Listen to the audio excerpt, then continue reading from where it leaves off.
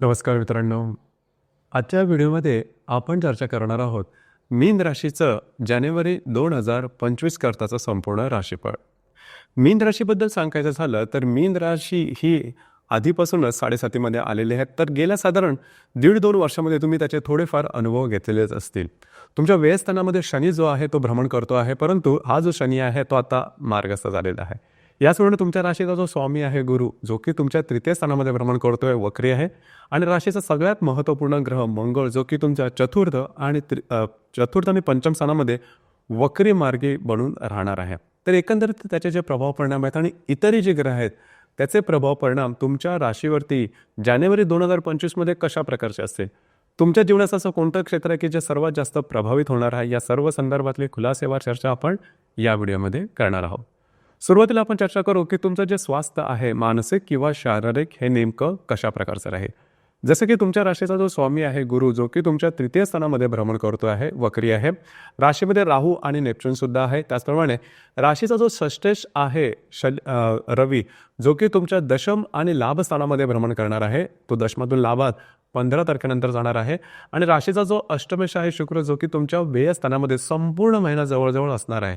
जवळजवळ 31 तारखेनंतर तो तुमच्या राशीमध्ये येणार. एकंदरीत या सर्वांचा विचार करायचा झाला तर हा जो संपूर्ण महिना, या संपूर्ण महिन्यामध्ये तुम्ही बऱ्याच प्रमाणात ॲक्टिव्ह असणार आहात. फिरणं वगैरे जास्त होईल, ट्रॅव्हलिंग वगैरे जास्त होईल, थोडीशी दमछाक तुमची झाल्यासारखी वाटेल. यामध्ये एक गोष्ट सगळ्यात महत्त्वाची आहे, ती म्हणजे या महिन्यामध्ये कुठल्याही प्रकारचे महत्त्वपूर्ण डिसिजन अजिबात घेऊ नका. ही गोष्ट अत्यंत महत्त्वाची आहे. प्रलोभनं तुमच्यासमोर बरीचशी येतील. कारण मला माहीत आहे की तुमच्या राशीमधून तुमची रास जी आहे ती गेल्या साधारण 2.5-3 महिन्यामध्ये बऱ्याच प्रमाणात त्रासाचा अनुभव घेतलेला असेल. छोट्या छोट्या गोष्टीसुद्धा तुमच्या व्यवस्थित झालेल्या नसतील. आतापर्यंत ज्या गोष्टी अगदी सहज वाटत होत्या त्या आता थोड्याशा कठीण होऊन बसलेल्या आहेत. समोरची माणसं व्यवस्थित वागत नाही, तुमचे व्यवहार चांगले होत नाहीत, परिस्थिती काही जुळून येत नाही, त्याची जुळवाजुळव करावी लागते आहे. लक्षात घ्या, या परिस्थितीच्या जुळवाजुळवीच्या नादामध्ये चुकीचे निर्णय घेऊ नका. दुसरी गोष्ट म्हणजे फक्त नशिबावरती साथ ठेवून किंवा नशिबावरती भार ठेवून गोष्टीचा अनुभव घेऊ नका. रिस्क, जोखीम अजिबात घेऊ नका. लक्षात घ्या, येणाऱ्या काही महिन्यामध्ये म्हणजे जवळजवळ एप्रिलपासून शनी जो ग्रह आहे तो तुमच्याच राशीमध्ये भ्रमण करणार आहे.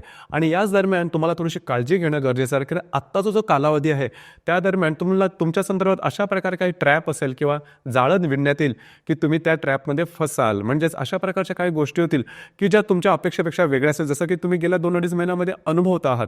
आणि याच कालावधीमध्ये माणूस नेमकं चूक करतो आणि थोडीशी रिस्क घेतो. त्याला त्यावेळेस थोडीशी रिस्क वाटते, पण पुढे जाऊन त्या रिस्कची किंवा त्या जोखमीची मोठी किंमत मोजावी लागते.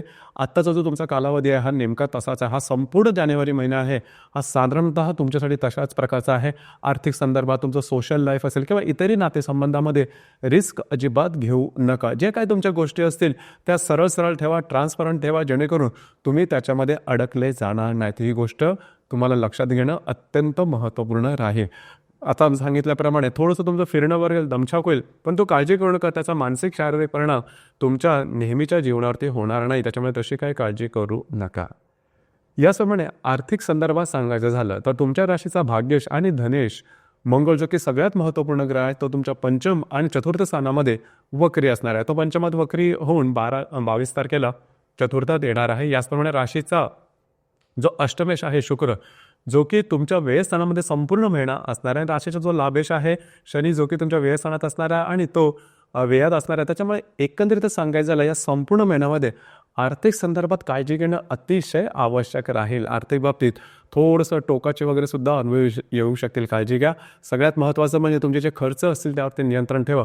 तुमची जी रास आहे खर्चाच्या बाबतीत तेवढीशी व्यवस्थित नाही आहे, म्हणजे थोडीशी बिनधास्त खर्च करणारी आहे. त्या संदर्भात थोडीशी काळजी घेणं गरजेचं राहील.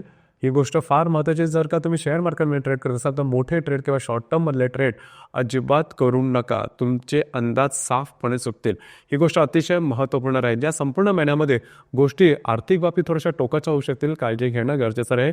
कुठली महत्त्वपूर्ण इन्व्हेस्टमेंट किंवा खर्च यावर नियंत्रण ठेवणं गरजेचं राहील. याचप्रमाणे गृहसौख्याबद्दल सांगायचं झालं तर राशीचा जो चतुर्थेश आहे बुध, जो की तुमच्या भाग्य, दशम आणि लाभ स्थानामध्ये भ्रमण करतोय. पैकी दशम स्थानामध्ये तो जवळजवळ 5 तारखेपासून 24 तारखेपर्यंत राहणार आहे. आणि तुमच्या चतुर्थामध्ये मंगळ येणार आहे दिनांक 22 तारखेनंतर वक्री होऊन. एकंदरीत सांगायचं झालं तर तुमचं जे गृहसौख्य आहे किंवा घरातलं जे वातावरण आहे ते बऱ्याच प्रमाणात गढूळ असणार आहे. खास करून 25-26 तारखेनंतरचा जो कालावधी आहे त्यामध्ये जास्तच प्रमाणात तुम्हाला ही गोष्ट जाणवेल. घरातल्या ज्या तक्रारी आहेत, घरातल्या ज्या व्यक्ती आहेत त्यांच्यावर नातेसंबंध ठीक राहणार नाही, घरातलं जे वातावरण आहे ते व्यवस्थित असणार नाही आणि हा जो मंगळ वक्री असणार तो जवळजवळ 1 ते 6 महिने तुमच्या चतुर्थ स्थानामध्ये वक्री असणार आहे. तर त्या संदर्भात थोडीशी काळजी घेणं अतिशय आवश्यक राहील. ही गोष्ट फार महत्त्वपूर्ण राहील. याचप्रमाणे जे तुमचं लव्ह लाईफ असेल त्या संदर्भात सांगायचं झालं तर गेल्या साधारण डिसेंबर महिन्यापासून तुम्ही अनुभव घेतलेला असेल. जर का तुम्ही रिलेशनशिपमध्ये असाल तिथे गोष्टी काही नीटशा चाललेल्या नाही आहेत. म्हणजेच वादविवाद होणं, गोष्टी टोकाच्या होणं, तुटेपर्यंत गोष्टी जाणं, काही जणांच्या बाबतीत तर ब्रेकअपसुद्धा झालेले आहेत. तर ह्या ज्या गोष्टी आहेत त्या संदर्भात थोडी काळजी घेणं गरजेचं राहील. ॲडजस्ट करणं थोडंसं गरजेचं राहील. मला माहिती आहे की तुमची जे रास आहे ॲडजस्ट करणं तसा काही प्रॉब्लेम नसतो. सॉरी म्हणायला तुम्हाला फारसं काही जड जात नाही. अर्थात ही गोष्ट खूप चांगली आहे, परंतु समोरचाच व्यक्ती थोडासा वेगळ्याप्रमाणे वागतोय, वेगळ्याच प्रकारे काय अनुभव देतो, अशा प्रकारचे काही अनुभव तुम्हाला मिळालेले असतील तर या महिन्यामध्ये थोडंसं जास्तच होतील. तर या महिन्यामध्ये थोडीशी काळजी घ्या. त्याच्यानंतर गोष्टी व्यवस्थित येतील. परंतु आता जसं सांगितलं, जरी तुमची चूक असो वा नसो, परंतु ग्रह काही तुमच्या फेवरमध्ये नाही, त्याच्यामुळे ॲडजस्ट करणं थोडंसं गरजेचं राहील. सगळ्यात महत्त्वाचं म्हणजे ज्या गर्भवती महिला आहेत त्यांनी स्वतःच्या आरोग्याकडे लक्ष देणं अतिशय आवश्यक राहील. आरोग्याच्या संदर्भातले त्रास अचानकपणे डोकंवर काढणं आणि गोष्टी टोकाच्या होतात की काय अशा प्रकारचे काय वातावरण तयार होणं, असे प्रकारचे काय अनुभव. छोट्यात छोटी जरी गोष्ट तुम्हाला दिसली तुमच्या आरोग्याच्या संदर्भात तर लगेचच्या लगेच डॉक्टर इलाज करणं फार महत्त्वपूर्ण राहील. जे विद्यार्थी वर्ग आहे त्यांच्यासाठी सांगायचं झालं तर तुम्हाला थोडंसं एफर्ट व्यवस्थित द्यावे लागेल. अर्थात तुम्ही जर का प्रयत्न चांगले केले तर त्याच्यामधून येणारं जे आउटपुट आहे हे तुम्हाला अपेक्षेप्रमाणे असेल. त्याच्यामुळे तशी काय काळजी करू नका, गोष्टी तुमच्या फेवरमध्येच होतील. याचप्रमाणे जर का तुम्ही विवाहित असाल तर वैवाहिक जोडीदाराचे नातेसंबंध बऱ्याच प्रमाणात चांगले राहतील. काळजी करू नका. वैवाहिक जोडीदाराच्या ज्या काही गोष्टी याच्या आधी घडलेल्या असेल त्याच्या संदर्भात काही काळजी करू नका. वैवाहिक जोडीदाराचे नातेसंबंध बऱ्याच प्रमाणात चांगले राहतील. तुमच्या तृतीयात भ्रमण करणारा जो गुरु आहे हा पंचम दृष्टीने तुमच्याच सप्तम स्थानाला पाहतोय. त्याचप्रमाणे जे विवाहोत्सुक ज्या मंडळी आहेत म्हणजे मीन राशीचे जे विवाहोत्सुक तरुण तरुणी आहेत त्यांच्याकरता हा कालावधी चांगला राहील. म्हणजेच विवाह जुळणं आणि विवाहाच्या संदर्भातल्या काही चांगल्या घडामोडी घडणं अशा प्रकारच्या काही गोष्टी तुम्हाला नक्कीच अनुभवास येतील. याचप्रमाणे कार्यक्षेत्राच्या संदर्भात सांगायचं झालं तर तुमच्या राशीचा जो कर्मेश आहे बुध गुरु जो की तुमच्या तृतीय स्थानामध्ये भ्रमण करतोय तो वक्री आहे आणि तुमच्या दशम स्थानामध्ये जो रवी आहे तो भ्रमण करतोय आहे.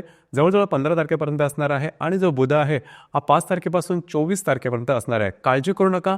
कार्यक्षेत्राच्या संदर्भात तुम्हाला कुठल्याही प्रकारचे प्रॉब्लेम कॉम्प्लिकेशन्स अजिबात येणार नाही. फक्त एकच आहे की थोडंसं तुम्हाला धावपळ वगैरे थोडीशी जास्त करावी लागेल, दगदग थोडीशी जास्त होईल. परंतु एक गोष्ट चांगली आहे ती म्हणजे तुमच्या कामाचं ॲप्रिसिएशन होईल. म्हणजेच तुमचे वरिष्ठ किंवा सहकर्मी यांच्याकडे तुमच्या कामाचे वाहवा होतील. सहकर्म्यांकडून तुम्हाला चांगल्या प्रकारची मदत वगैरे मिळू शकेल. कागदोपत्री व्यवहार, कमिटमेंट प्रॉमिसेस जे तुमचं कार्यक्षेत्र असेल, खास करून जर तुमचा बिझनेस वगैरे असेल, हा महिना अतिशय उत्तम राहील. तुम्ही मांडलेले अंदाज बरोबर ठरतील. तर या संपूर्ण महिन्यामध्ये खास करून जे तुमचं व्यावसायिक क्षेत्र आहे किंवा जे तुमचं जे काय कर्म आहे किंवा करिअर आहे त्या संदर्भातल्या गोष्टी चांगल्या राहतील आणि वैवाहिक जोडीदाराच्या नातेसंबंधसुद्धा बऱ्याच प्रमाणात सुधारते. फक्त थोडंसं तुमचा आर्थिक जो संदर्भ आहे याकडे लक्ष द्या आणि जर का तुम्ही रिलेशनशिपमध्ये असाल तिथे गोष्टी थोड्याशा टोकाच्या होऊ शकतील. पारिवारिक सुखबद्दल सांगितलं तर साधारण म्हणजे सांसारिक सुखाबद्दल या महिन्याच्या साधारण शेवटचा आठवडा आहे त्या आठवड्यापासून तुम्हाला थोड्याशा गोष्टी वेगळ्या होतात किंवा अशा प्रकारचा अनुभव येईल. याचप्रमाणे या महिन्याच्या 23 तारखेला बुध आणि मंगळाचा प्रतियोग होणार आहे. मंगळ जो की तुमच्या चतुर्थात भ्रमण करतो त्याबरोबर दशमातला जो बुध आहे हा प्रतियोग करणार आहे. खास करून घरातल्या ज्या व्यक्ती असेल त्यांच्याबरोबर वादविवादाचे प्रसंग निर्माण होतील. ज्या ठिकाणी तुम्ही काम करता त्या ठिकाणी कागदोपत्री व्यवहारांपासून थोडंसं सावध राहा. खास करून जवळजवळ 21-22 तारखेपासून ते जवळजवळ 24-25 तारखेपर्यंतचा जो कालावधी आहे त्या दरम्यान या गोष्टीमध्ये थोडंसं लक्ष देणं गरजेचं राहील. तुमच्या घरातल्या तुमच्या वयापेक्षा ज्या छोट्या व्यक्ती असतील त्यांच्या आरोग्याकडे थोडंसं लक्ष देणं या दरम्यान महत्त्वपूर्ण होणार आहे.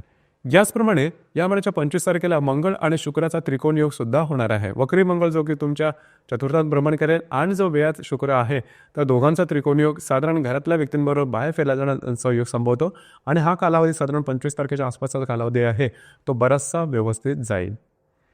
याचप्रमाणे या महिन्यातली जी पौर्णिमा आहे ती 13 तारखेला आणि जी अमावस्या आहे ती 29 तारखेला आहे. तर साधारण 13 आणि 29 या दरम्यान कुठल्याही प्रकारचे महत्त्वपूर्ण निर्णय घेऊ नका, कारण पौर्णिमा आणि अमावस्येला रविचंद्राचं आकर्षण पृथ्वीकडे हे थोडंसं जास्त असतं. त्यामुळे आपण थोडंसं जास्त भावनातीत होतो आणि भावनातीत होऊन घेतलेले निर्णय चुकण्याची शक्यता जास्त प्रमाणात असेल. ते कमिटमेंट प्रॉमिसेस, कागदोपत्री व्यवहार किंवा वादविवादात साधारण 13 आणि 29 तारखेला जाऊ नका. परत एकदा सांगतो की तुमची जी रास आहे ती साधारण एप्रिलपासून शनी जो आहे तो तुमच्याच राशीमध्ये येणार आहे. त्यामुळे अशा कुठल्याही प्रलोभनाला बळी अजिबात पडू नका. या महिन्यामध्ये त्याची शक्यता सर्वात जास्त असणार आहे.